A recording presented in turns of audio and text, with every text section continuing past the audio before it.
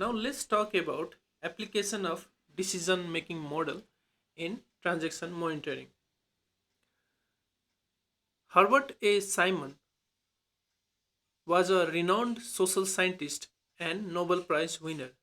He developed a comprehensive model of decision making that has significantly influenced the fields of economics, psychology, and organizational theory. Simon's model, often referred to as the bounded rationality model, and it addresses the limitation of human decision making capabilities. Here is an overview of Simon decision making model. Bounded rationality means that individuals have access to limited information and obtaining more information can be costly. Also, human brains have a limited capacity to process and analyze all available information. This becomes worse when decisions often need to be made within a certain time frame, limiting the scope of analysis. Hence, Simon divided decision-making process into four stages. First one is intelligence phase, where he suggested one should recognize and diagnose the problem or opportunity. Then go on collecting relevant data and information to understand the situation better. In design phase, that person should develop possible courses of actions or solution. He or she should analyze and assess the feasibility, risk, and benefits of each alternative. In the choice phase, one should choose the best possible solution from the alternatives based on the evaluation.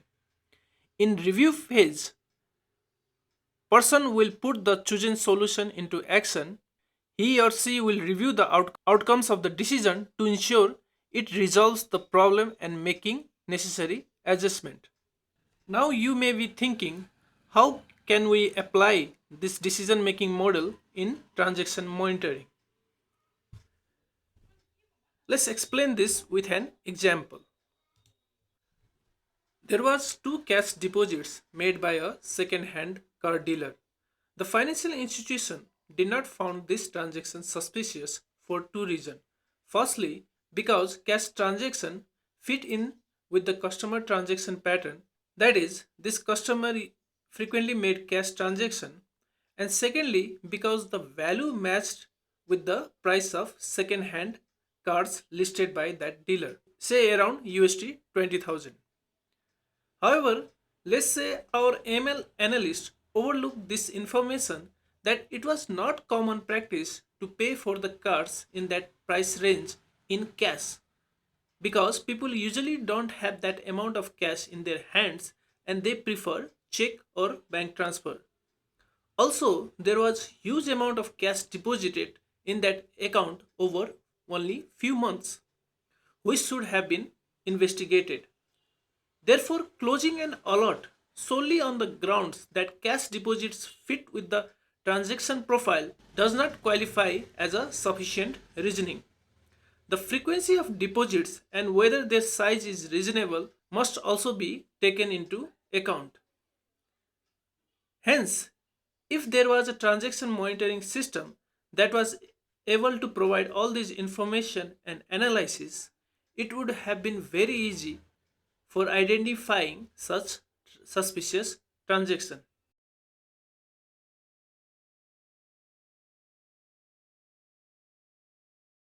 So we have applied our decision making model to create this transaction monitoring model as you are seeing here. This concept is taken from a research paper. The source is given here. Please don't feel overwhelmed as we'll discuss each phase one by one. Now, for the sake of simplicity and to give you the gist of this model, let's take an example. Let's say there is a importer importing scrap batteries from different high risk countries, always in same amount and quantity. So our transaction monitoring agent has picked up this transaction. So this transaction monitoring model now will collect KYC information and other internal information like loan information which are available within organization through internal data collecting agent and client profile monitoring agent. Beside this, through external data collecting agent, you screen this customer and its beneficiaries. However, no adverse report was found.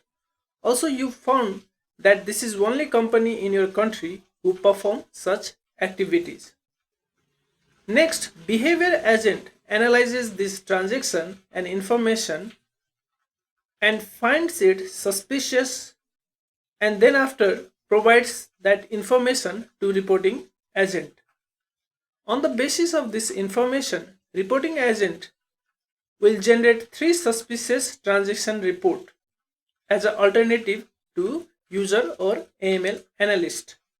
First suspicious transaction report is due to the customer conducting transaction always with high risk countries. Second one is because high number of transaction is done with high risk countries. Third one is goods were available in other neighboring countries but still client chose to deal with high risk countries. Finally, when user agent analyzes these STR alternatives along with all other information obtained, this person thinks that some information is missing. After Google search, this agent found that these high-risk countries were all African countries. In these countries, government had banned to establish any kind of recycling plant as it was causing environment pollution. So they were exporting these scrap batteries for a cheap price. On the basis of this information, that agent did not find this transaction suspicious. So he provides feedback to this transaction monitoring model, and the transaction monitoring model will tune external data collecting agent in the intelligence group so that in future it will start collecting information about products also. The next lectures are very important as we will discuss each group and its component as well as what features can you implement in your transaction monitoring model right now to improve its efficiency and effectiveness.